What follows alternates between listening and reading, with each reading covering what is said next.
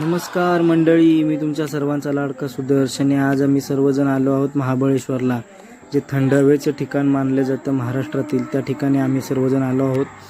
एक एक पॉईंट फिरत आम्ही सर्वजण एन्जॉय करत होतो. सगळेच मस्तपैकी गाड्या 4 आमच्यासोबत होत्या. एक एक पॉईंट बघत ह्या दोघींना वाटलं मी यांचा फोटो काढतोय, तर त्यांना काय माहिती मी त्यांचा व्हिडिओ शूट करत होतो, ब्लॉग बनवत होतो. मस्तपैकी इकडे निसर्गरम्य वातावरण आहे, थंड थंड वारं सदोदित वाहत असतात. आणि बघू शकता तुम्ही इथे गाड्यांची गर्दी देखील किती प्रमाणात आहे.